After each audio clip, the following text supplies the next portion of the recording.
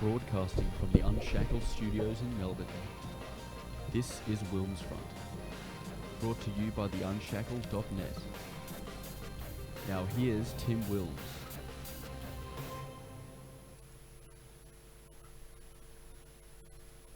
Hello and welcome to another episode of WilmsFront.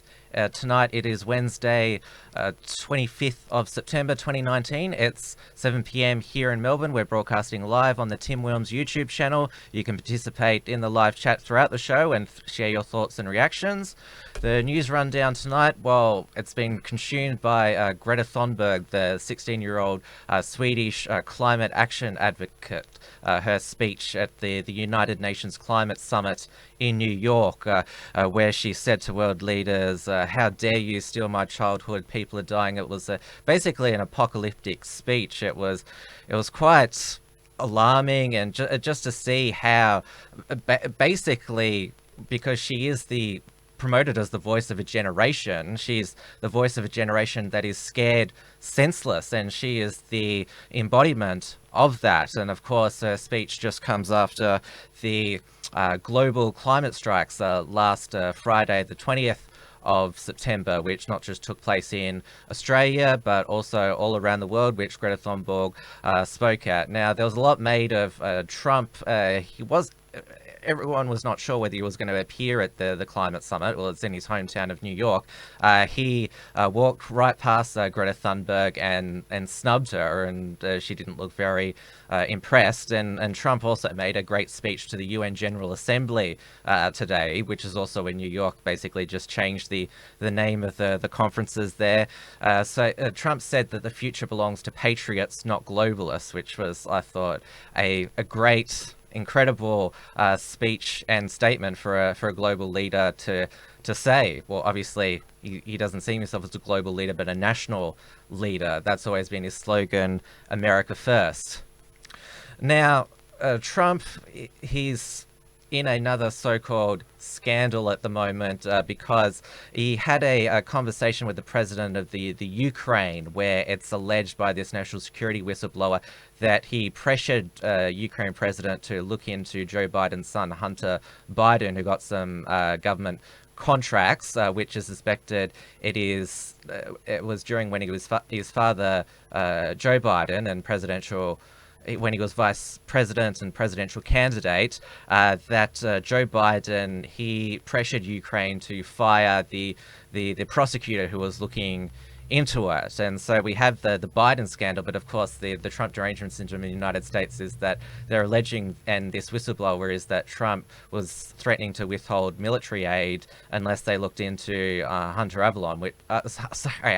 Biden, which is an impeachable offense, and Trump has promised to release this transcript, so obviously he did not do that. And well, the Democrats, they haven't waited until the transcript has been released. They've already commenced impeachment proceedings in the House. Nancy Pelosi has resisted it, but she wants to remain Speaker, and she's got her progressive freshman caucus there, and so they're pushing, if you want to remain Speaker, then you've got to push through with this impeachment. And Donald Trump, his cousin over the Atlantic, Boris Johnson, United Kingdom Prime Minister, his Brexit strategy of prolonging Parliament for a month, that was rejected by the UK Supreme Court. And so Parliament is going to be back today, UK time, so later on this evening, Australian time. And obviously this is being spun as a huge humiliation for Boris Johnson, and that they're saying that he lied to the Queen. He improperly tried to suspend democracy, and so they're basically saying he should resign. All right, it's mainly global issues that are occurring at the moment. I'll bring in my guest now, Alan Moran. This is WilmsFront, brought to you by the Unshackled.net. Just move over a bit, Alan. Dr. Alan Moran. He was the director of the deregulation unit at the Institute of Public Affairs from 1996 to 2014. He's written countless research papers, parliamentary submissions, op-eds, as well as television and radio appearances. He published Climate Change, the Facts 2014, and also Climate Change, Treaties and Policies in the Trump Era, that was published by Conocourt Publishing. He now runs Regulation Economics, a policy advocacy organisation focused on deregulation, including energy policy. Alan. Hi, Tim. Thanks for joining me in the studio. Very my pleasure. We've been friends for quite a number of years now, but I don't get out to sort of the functions much anymore. So, yeah, it's good that we'll get to catch up, and also you appear on my new show. Yeah, very pleased to be in your studio. Now, the federal election back in May, it was billed as the climate change election. I'll just move that closer. Bill Shorten, he was offering a 50% renewable energy target, 45% emissions reduction by 2030 from 2005 levels, and of course he was flip-flopping on the Adani coal mine, and all the polls said Shorten was going to win, but of course we had he lost the unlosable election, and the polls turned out to be wrong, and that's when the quiet Australians and probably the vocal Queenslanders voted that they wanted the Adani coal mine. They didn't want sky-high power prices. Yeah. I've got to say, even though it was a humiliation for the Labour Party, it was quite a close-run thing. You know, almost 49% of people voted for those policies, which would have jacked up fuel prices considerably more than we've already seen them jacked up. They would have stopped coal mining in its tracks, or new coal mines in its tracks. It would have been quite a disaster for the nation had the Labour Party got elected. And but we're by no means out of the mire at the present time, because the present government is, although it's trying to correct things, it feels constrained, or is constrained, by a slender majority in the Parliament and by public opinion. So, there is some move back away from those policies which have been in place now for 20 odd years. There is some move back from them, but it's a snail's pace move. Yeah, we're certainly not out of the woods in terms of getting energy affordable again. I know that there's good things coming out of Scott Morrison and Angus Taylor's mouth in terms of energy affordability, but they still, especially when they're on the ABC, I saw Angus Taylor with Frank Kelly on Insiders, and he, when she's the worst one on the ABC, she was kept pressing him on climate action and about the student strikers, and Angus Taylor all just said, no, we're doing our bit. Well, I mean, that's what the message is. The facts are, we've seen the price of electricity increase on the wholesale markets by 2.5-fold in just a few years as a result of the renewable subsidies. Those subsidies have driven out business the more reliable and dependable low-cost coal-powered stations, or a couple of the major ones, and so we've seen the price skyrocket. And Taylor's got an enviable task, really. He basically is seeking to keep a lid on the prices and see them decline over the next few years. But essentially, we have in place a whole system of subsidies for renewable energy, which means that they get paid more than twice as much for their energy than coal or other forms of energy obtain, and are able to run whenever they can run, whenever the wind blows, in other words, or the sun shines, and in doing so will displace the other forms of energy and force them into uneconomic operations, stop-start, etc. And they were designed to run 80-90% of the time, and not to keep stopping and starting. So it totally screws our economics and is forcing them to close. Angus Taylor is, he's doing his best, but it's essentially what he's doing is papering over the cracks and hoping that we put a stop to new renewables coming into the market, and gradually their detrimental effects will be removed. But it's a long haul to get there, and I'm by no means certain that he has the right policies to do it. I'll just get you to move your chair a bit closer in so the audience can see better. That's better, and I'll just move that there. It's the first time I've had a guest live in the studio with this new format. So Alan is unfortunately the. You notice that Tim has got his chair higher than mine, so just to prove he's senior. I wouldn't pretend to be your senior. Now, you're obviously got a British accent, so I'm sure you're aware what's happening in the UK with Boris Johnson.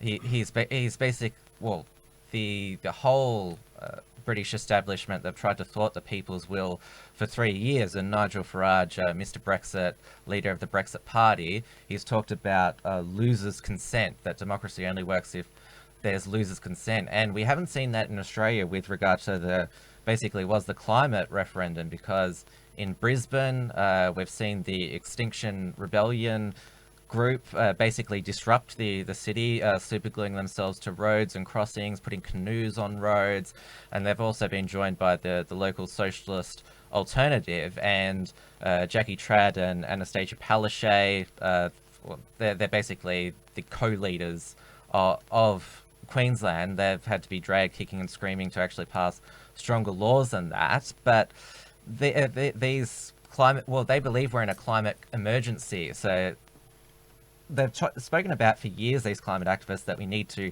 suspend democracy to address the climate crisis.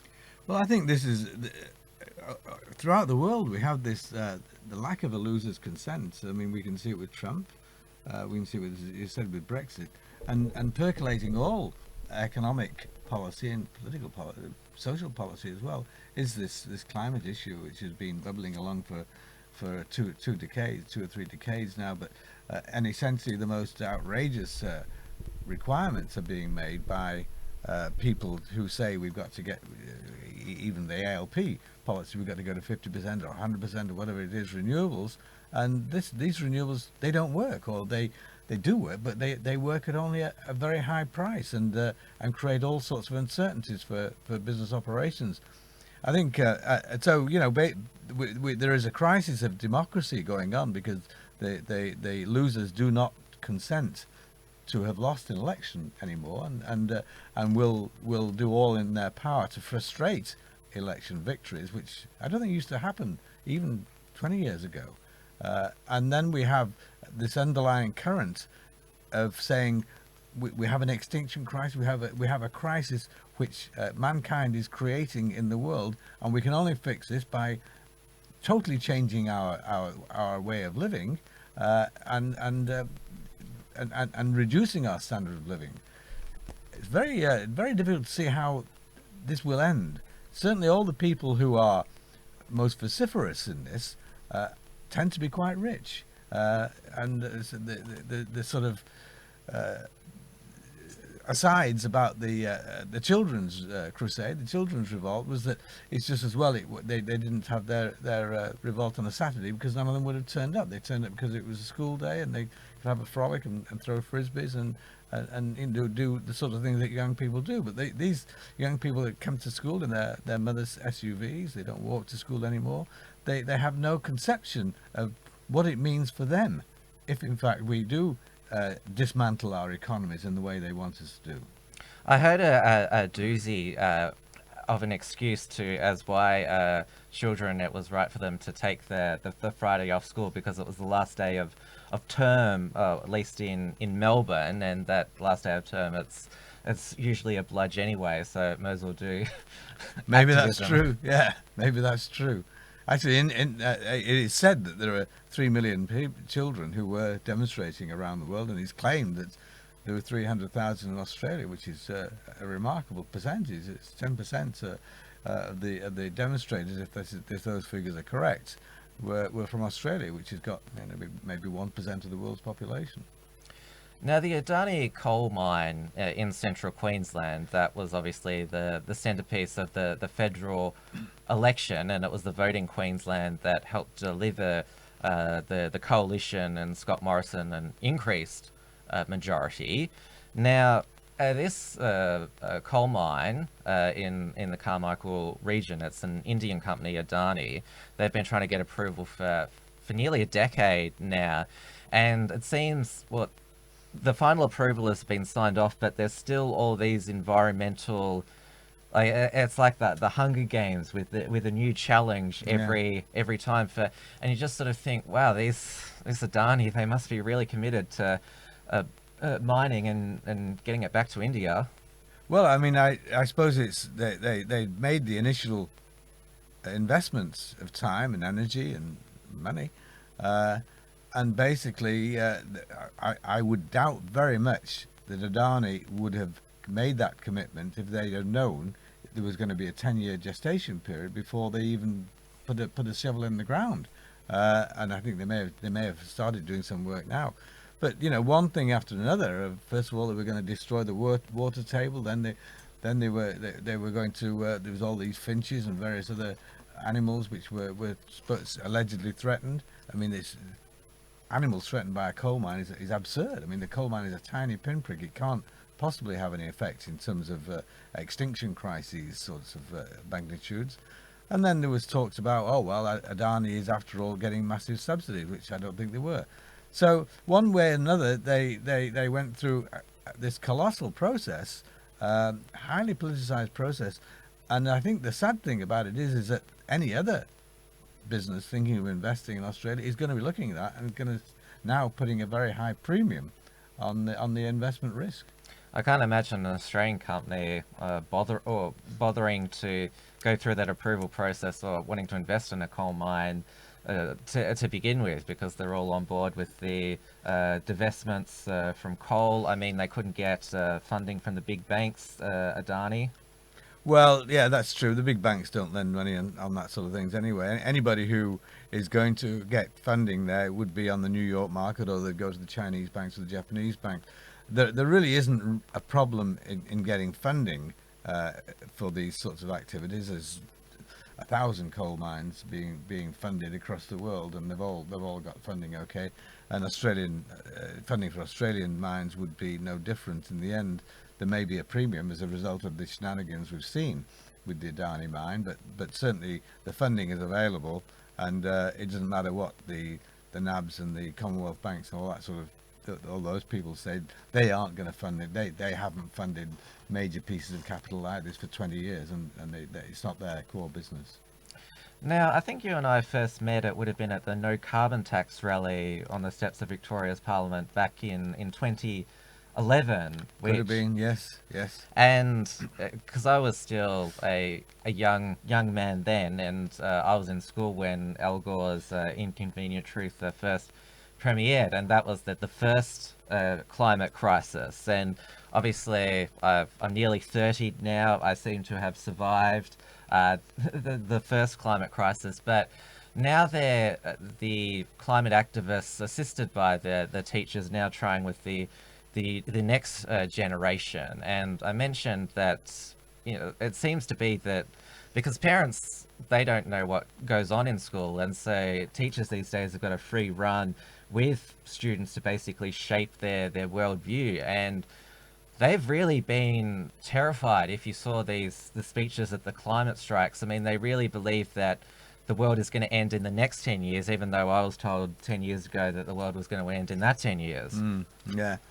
Well, I think that's the case, and there's certainly the sort of left and green left has seized the institutions, obviously the schools and higher education as well, and even the Catholic Church, judging by statements from the Pope, and even sort of conservative political parties in Europe. Merkel was seen in a highly publicized picture talking to Greta at the UN.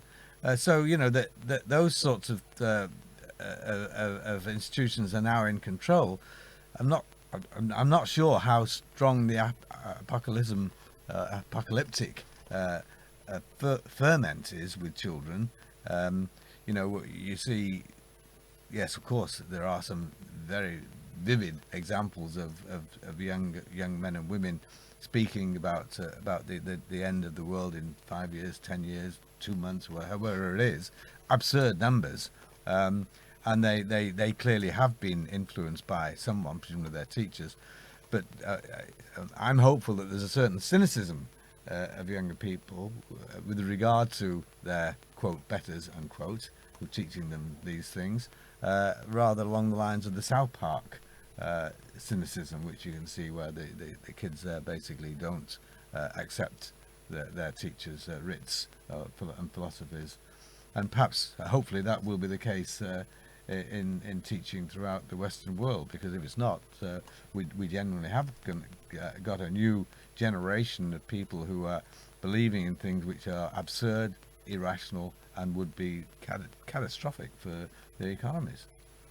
It's really sad that these children, who should just be children, they're living in one of the most technologically advanced times, and it's only going to get better in terms of technological advancement. They should be enjoying basically what's been created. Instead, they're scared, they're anxious. There's now a condition called eco anxiety, and it was interesting. I watched Sky News yesterday with Chris Kenny. He interviewed a child psychologist, and she looked probably in her 30s. She had short blonde hair, not your stereotypical what you'd think of somebody that would the left would characterize as being a critic of climate change. But she was just looking at it. She didn't have an opinion on climate change, but just the medical, because she was seeing these children and seeing how distressed they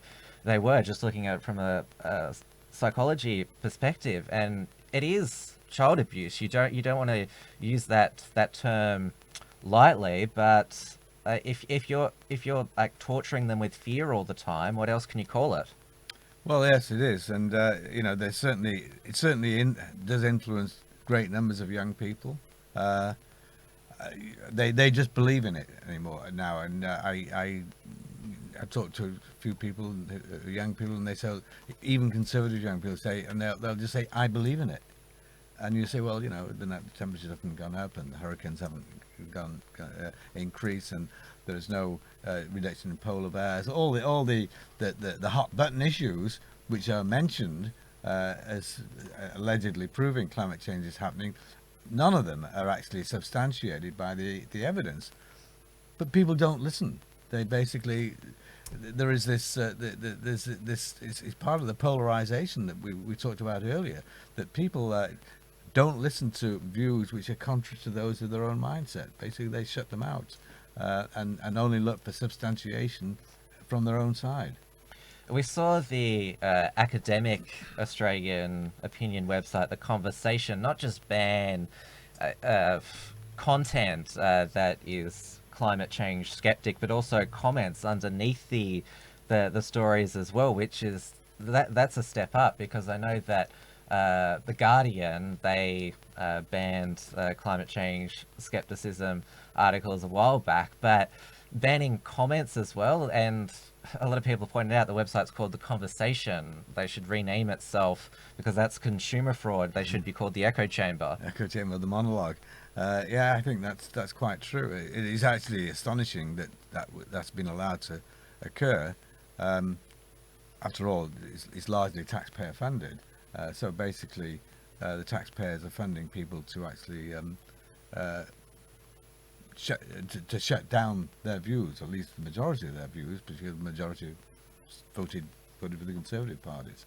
So yeah, it's a dreadful situation we've come across there, but it seems to percolate the whole of the universities, and we've seen other cases of shutting down of free speech in universities before then, here in Australia and also in the United States and the UK. Yeah, and it's not just obviously the media and the activists, but talked about businesses. They gave some of their workers the day off on Friday to go to the climate strike, and also local councils, which have become a cesspool of activism as well, they're passing the climate emergency motions, and wanted to give their council workers the day off to go and attend the climate strike. Now, we're going to move on to Greta Thunberg, who's been in the news. Hope you don't mind, I'm just going to play a bit of her speech. Okay. So, put on the headphones. So. My message is that we'll be watching you.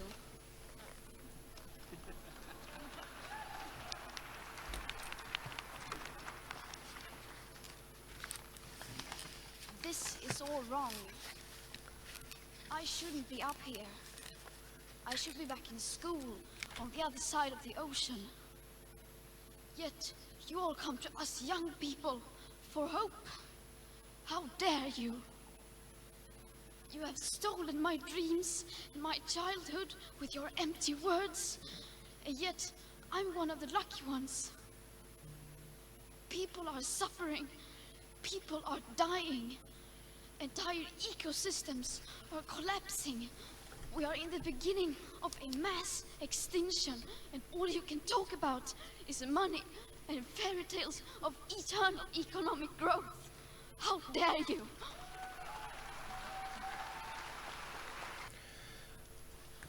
Now, I tried to ignore the Greta Thunberg phenomena because I didn't want to fall into the trap that was set up by the left. They're trying to make people like you and I become obsessed with her and think that we're fixated and threatened by her. So I chose to ignore the phenomenon for as long as I could.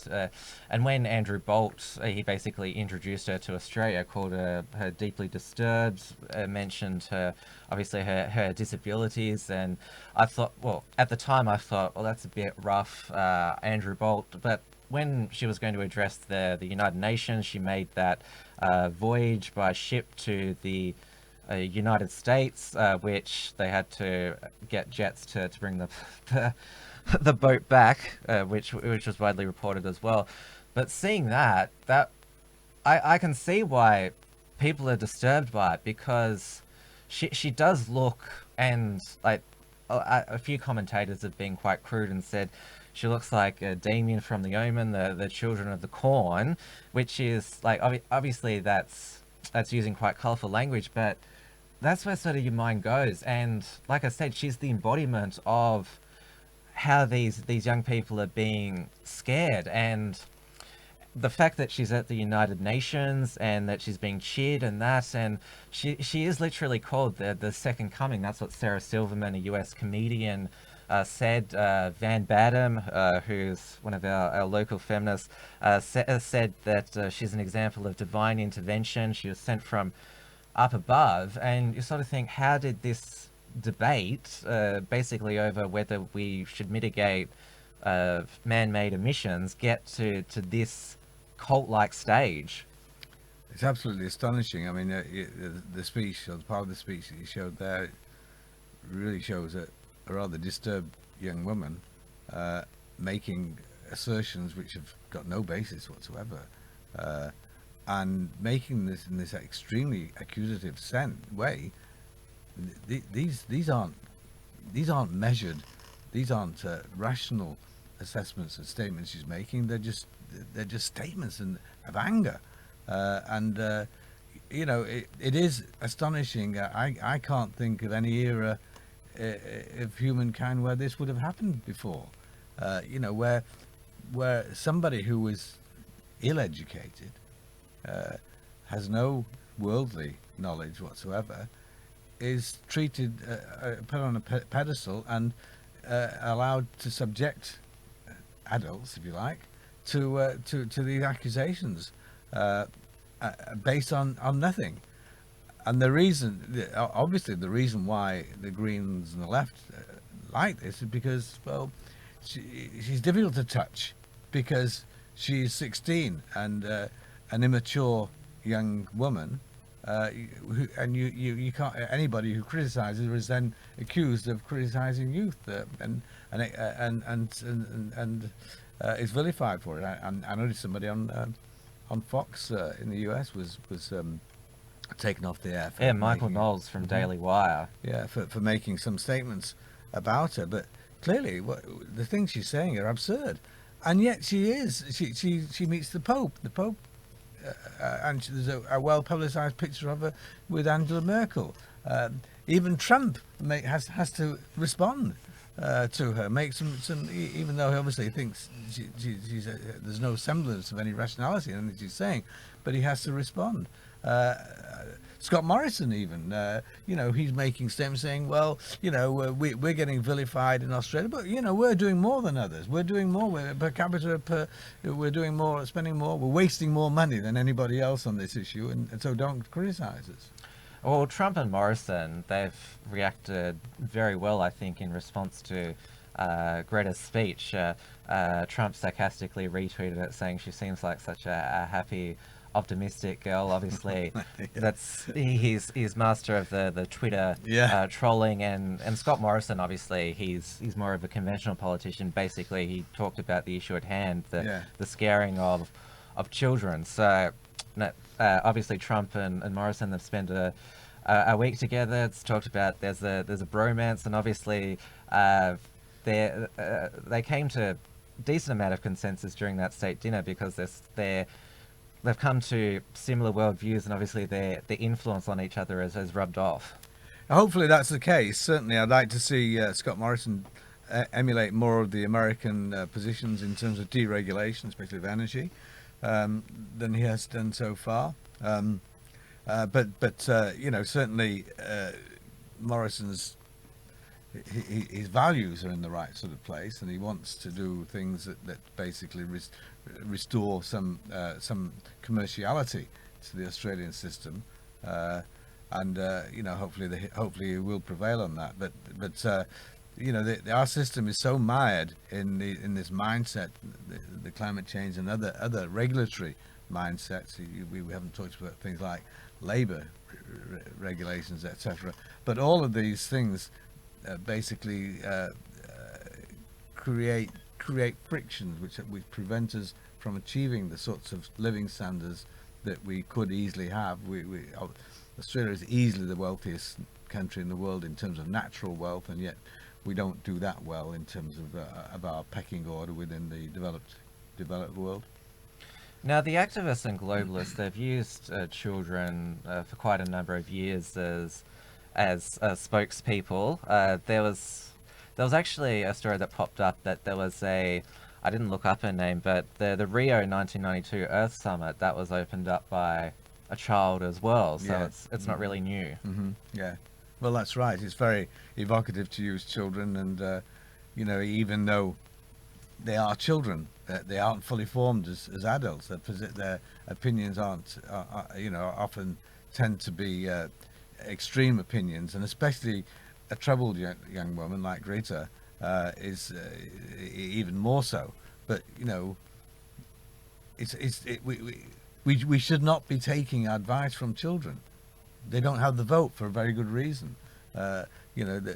People under 18 don't have a vote because we as societies, in fact all over the world, consider from long experience that they don't have the maturity to make these decisions.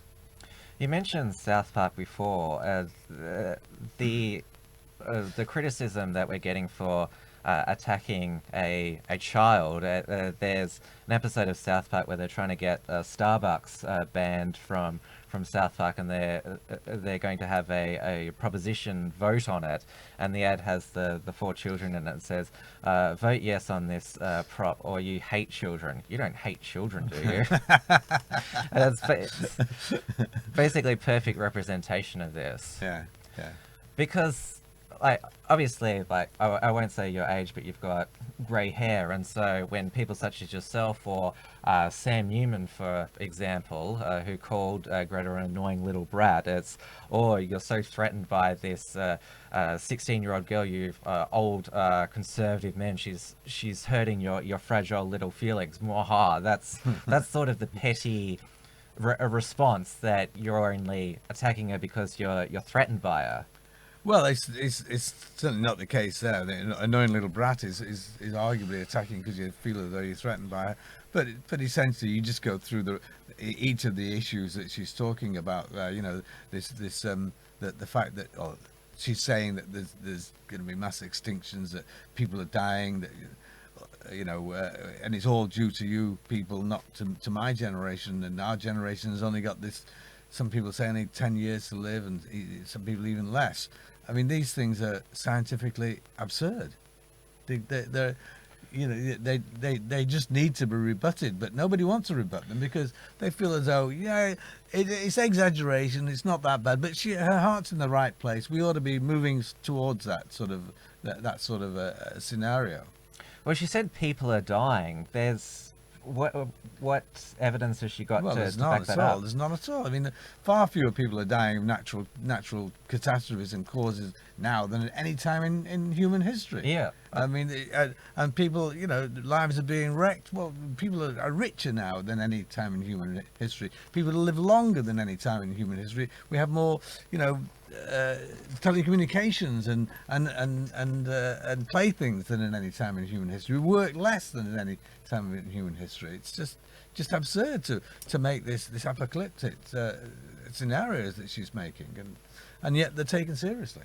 Well, it's a step up from, because a few years ago they were talking about climate refugees, that Pacific Islands, they were all going to become underwater, and we were going to have to accept all these climate refugees. But then it was interesting lately that the ABC was forced to, when they fact-checked Craig Kelly, that Pacific Islands has actually increased. Yeah. It was correct. I mean, the fact climate refugees was a big feature of you probably don't remember the Garneau report, which was the Labour Party. Oh, yeah, I remember. About 10 years or so ago. And actually, the Garneau report was written by the chap who's now the head of the Treasury, of all people. It was appointed by the present government.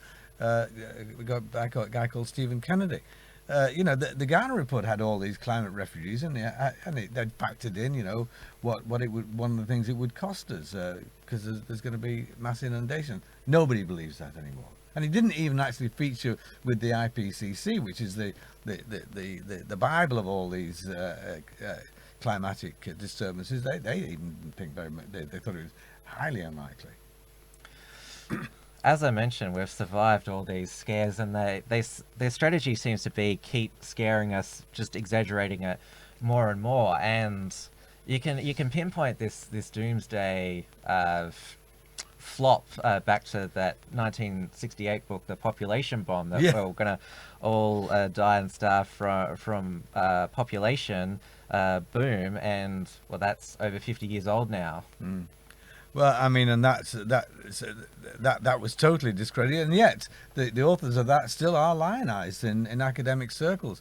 In fact, I got involved in this climate change business in the 1990s, at which case a very good friend of mine, who's a professor of climatology in Phoenix, Arizona, basically said to me, "Listen, this climate change."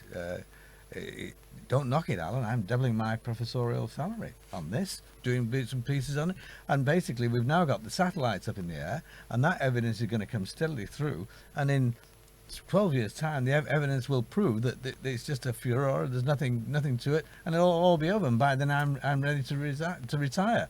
But that 25 years later, it's bigger than ever. I mean, one fact after another is disproven. The temperatures haven't risen cataclysmically and don't appear to. All the models are wrong. The models have got the temperatures shooting up like that, and the temperatures are continuing to rise at the same level of increase that they've been rising for 200 years, as we've emerged from what's called the Little Ice Age.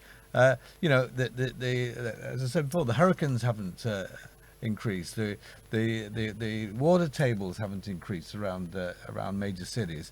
The polar bears are still intact. There's no extinctions, etc. So one after the other, these assertions are discredited, but they just move on to the next one. You've actually reminded me of another phenomena in climate science and academia, and that is the adjustments, or what do they call them, smoothing of the previous climate temperatures.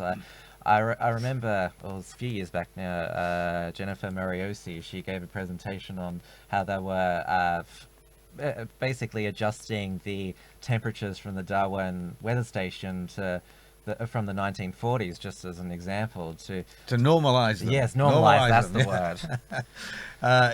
Yeah, I mean, there's an awful lot of that going on. The Canadians have just jettisoned a lot of their original data and replaced it by data which is nicely smoothed and shows increases in temperatures. You know, there's an awful lot of this climate fraud going on. Some of it unwittingly, but a lot of it is basically they're manipulating the data to prove the points that they want to prove.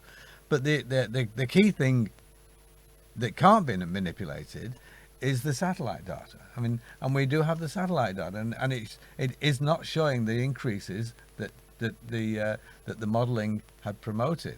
There's certainly an increase as a result of humankind, but it's a very small increase, about 1 degree Celsius, which has already occurred, and you know, and which does not have any effects in terms of sea levels or pestilences and all the other things that were said to be resulting from climate change.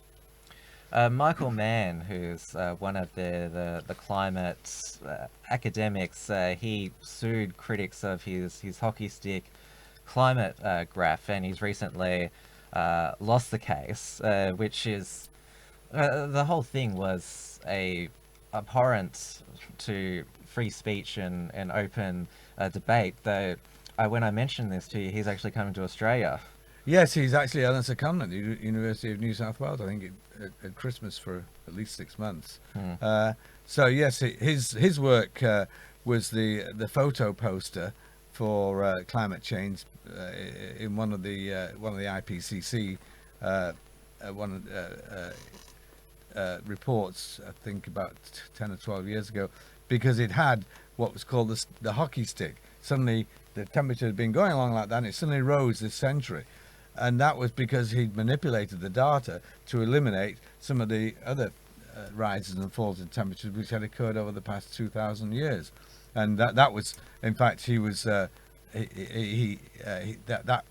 was taken to task, and a lot of it actually emerged from a massive leak of information from East Anglia University, which is one of the housings of this data, and it was a chap called Ball in Canada who had made some acidic comments about Mann, and Mann sued him, and it appeared before a court of law, and Ball said, well, look, show me your data because I think that it's wrong, and Mann refused to show his data, and the judge threw it out totally and has awarded costs against Mann. Mann may not pay them because he wouldn't probably want to go to Canada to defend his case, or he may well appeal.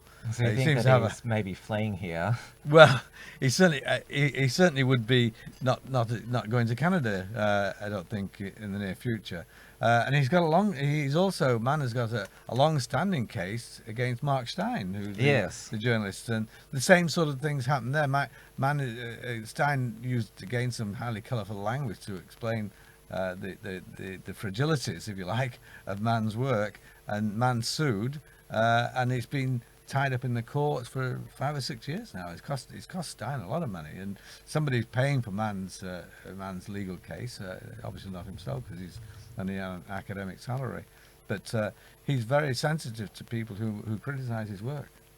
Well, in Australia, there seems to be bipartisan support for further hate speech laws. They haven't added the scientific vilification to it, but you never know. You never know. Basically, we can see some of that, of course, at the University in Far North Queensland with Peter Ridd. Yes, it's going to the High Court, his unfair dismissal case, even though he was awarded, was it 1.5 $1.5 million in compensation. And we the people are fighting him still. We the people, in other words the taxpayer, is financing this vanity project against the University of North Queensland. Well, you'd think that given that verdict that it may force them to maybe rethink that they should be more inclusive of. No, it won't. I promise you, it won't. Yeah, but that's what you'd think. You would think that. They won't. Of course, I'm speaking with obviously rationally in comments, but of course we know that's lacking these days. Yeah.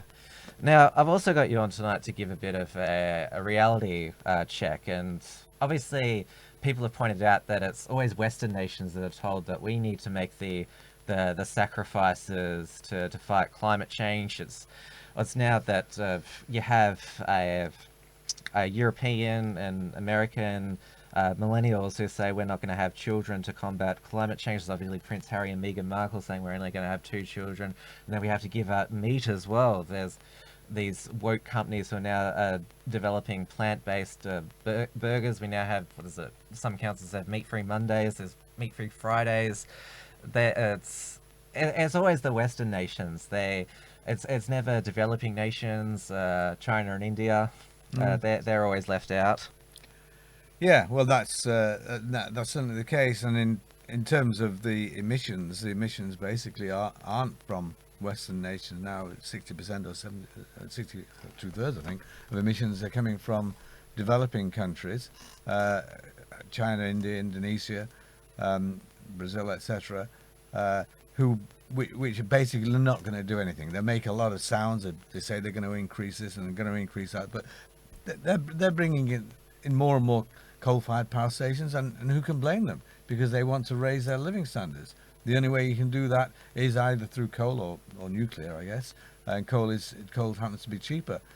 So basically, and you know, I can see the Chinese deciding to give up pork. I mean, they have a problem with swine flu at the moment in China, but giving up meat there would be ridiculous. And they're certainly now eating more meat than they've ever eaten before, and will continue to do so.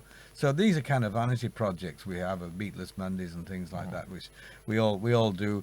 It's almost like saying, you know, putting on your bumper sticker, "Free Tibet." Yeah, great, free Tibet. Yeah, what are you going to do? You're going to go there with an AR-15 rifle and kill all the people who are allegedly oppressing the Tibetans? You know, it's just a sort of way in which we prove we're good people by saying we're going to have a meatless Monday. Well, the reason why they want to give us to give up meat is because of the methane that cows produce, which basically you break it down to that we need to stop farts to stop the climate changing.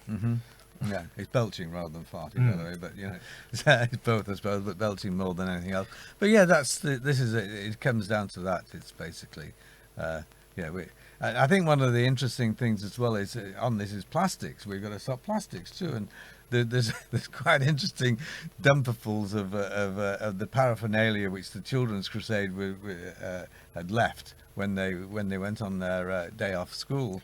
With all sorts there of was that plastics fake photo, the one from it was by the Youth Coalition. They said that was Hyde Park in Sydney. It wasn't. It was Hyde Park in London, and that was from a 420 marijuana rally. Oh, is it? Yes. That's been the left have been raging about this dangerous fake news all week. So no, that wasn't real. Yeah. But going back to like plastics is another thing. Obviously, plastic bags and now plastic straws. And I had a report that McDonald's with their paper straws, they weren't actually recyclable, and so that was a big fail there. Yeah. But in terms of domestic Australian politics, with the Greens, their climate warriorism is now clashing with their NIMBYism, because former leader Bob Brown now doesn't like wind turbines because, well, they ruin the coastline, and he doesn't want them in his part of northern Tasmania. Yeah, I mean, and that's basically the Greens are just anti-wealth, at least anti-wealth for ordinary people, not anti-wealth for themselves. And so they're against anything, any development, anything which perturbs the countryside. They appear to be okay with solar at the present time, but I can imagine solar. They'll think, oh well, there's a lot of heat coming from these things. They're killing birds and all that sort of stuff. So that the day will come when they'll denigrate this too, because as you say, they've denigrated wind, which was supposed to be the solution to all our problems only a few years ago, and is now no longer fully accepted. And Labor's in the middle of their post-election review, And there's a lot of debate within Labor whether they should dump their 45% emissions reduction target by 2030, their 50% renewable energy target. There's obviously of the Labor MPs that still represent working class electorates like Joel Fitzgibbon in Hunter. He's obviously wanting it to be ditched, and so is Mark Butler. But you have it was just Brendan O'Connor today who said that no, we should keep the climate targets, and it was just Bill Shorten. Nobody liked him. That was the reason we lost. Well, I mean, and that might well be the policy they go with, but you know, the problem is that the more they do that, they'll bleed votes to the Green left, and so there's not an ounce of any rationality in terms of public policy rationality in there. There's basically, how can we win the election? How can we keep the mugs on our side who we're exploiting because we're going to increase their energy prices, while bringing these idiots on the Green left to us as well? I mean, and that's a major problem in this city, in Melbourne, where you know those inner city seats are switching towards the Greens, and the Andrews government is basically trying to stop that happening by being seen to be much more green itself. Well, it's also a problem for the Liberal Party as well, because there was a good electorate graph in, I think, the Australian, which showed Western Sydney, which is traditionally Labor, Eastern Sydney, which is traditionally Liberal, but in the last state and federal election, they're moving in opposite swings. Yeah. There's a swing to the Liberals in the West, a swing to Labor and other left-wing parties in the East. And so you have seats like Warringah, Wentworth, North Sydney, in Sydney, and then down here in Melbourne you have seats like Higgins and Kooyong and Goldstein, which Liberal Party, well, they don't want to lose seats, and so you have the local MPs there, people like Tim Wilson and Dave Sharma. They campaign on the slogan "Modern Liberal," modern liberals, yeah. and so they have to obviously prove to their base, which is it's upper. What I guess you'd call it the upper class. Yeah, I guess the elitist liberal yes, people. yes, that's the more crude term for them. Yeah, and indeed, this isn't. This is a phenomenon around the world, isn't it? If you think of the Republicans, they're switching. You know, they're pulling all the kind of working class votes away from what we used to the Democrats, and losing their inner city votes in the California and the high tech and all that. And in the UK, you know, basically the Brexit thing is a working class Midlands and northern part as opposed to London. So certainly the climate phenomenon is going to throw up some strange results electorally in the next few election cycles. Yes, that's for sure. Now, what is the worst case scenario from the actual climate scientists? Because we now are seeing some climate scientists like respond to Greta like, no, like it's not going to be that bad, but there are going to be some problems. So what is actually the worst case scenario, and like how's it going to affect humanity and the ecosystems? Well, I don't think it will affect it one iota.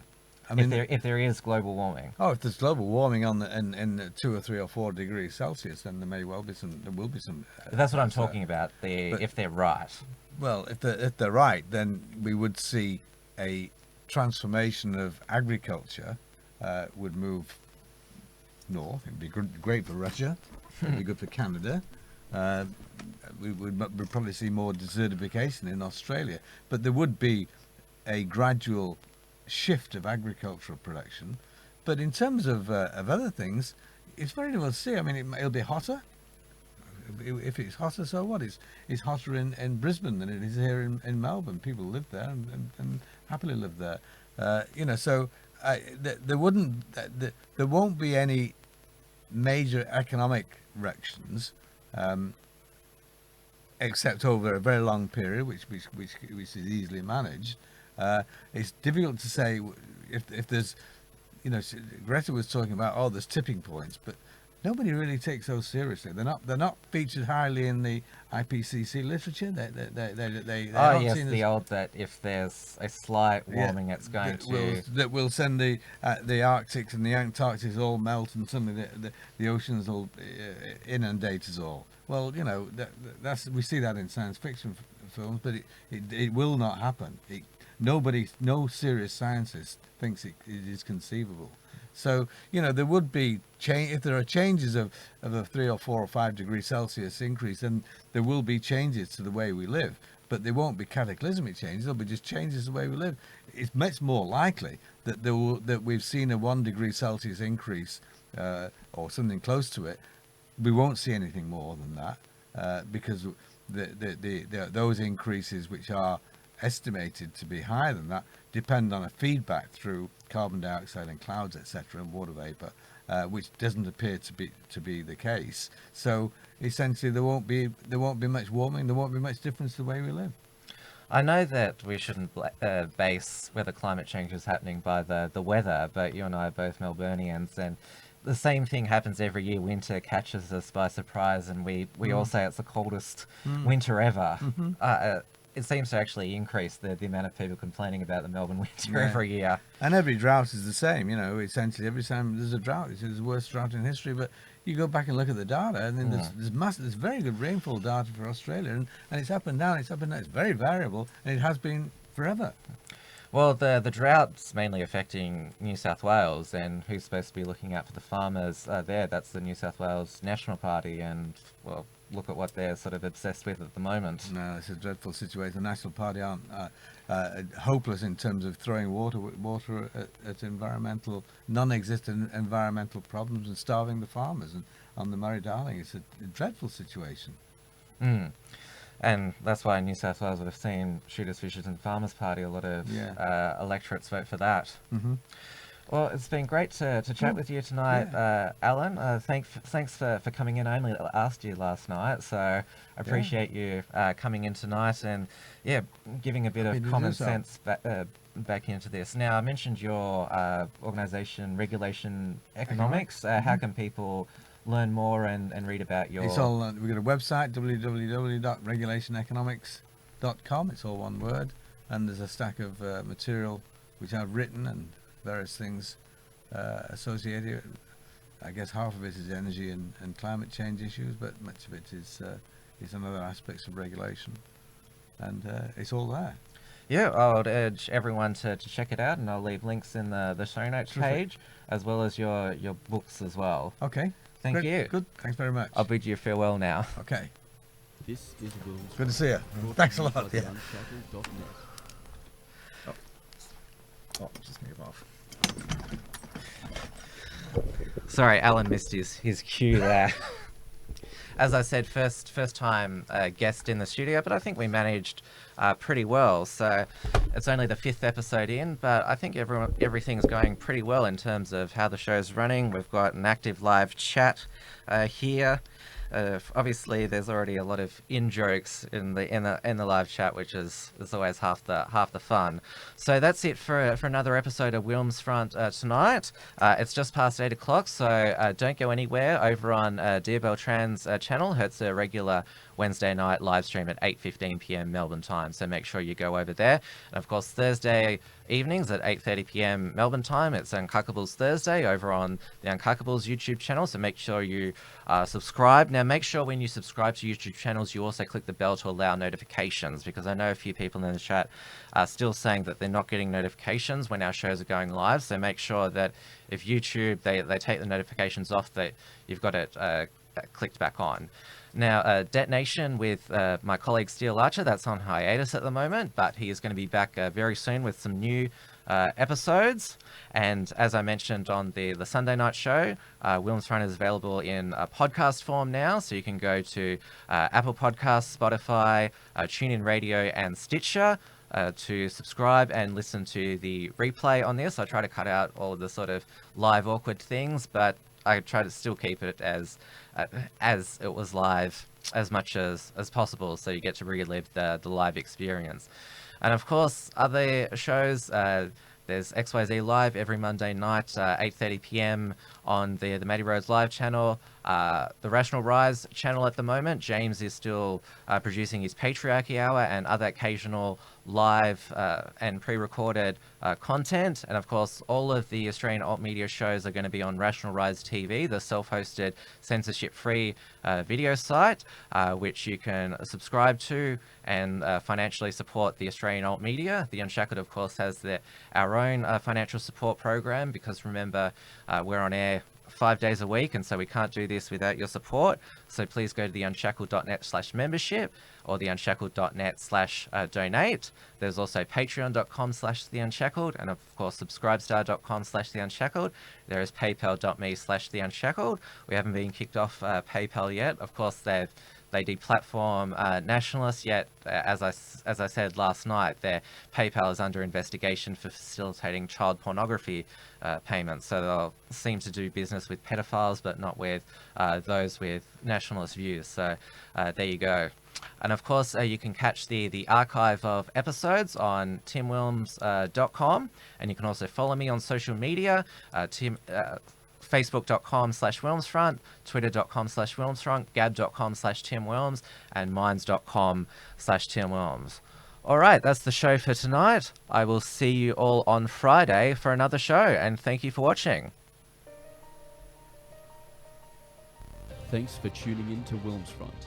Visit timwilms.com or Rational Rise TV to view the archive of episodes.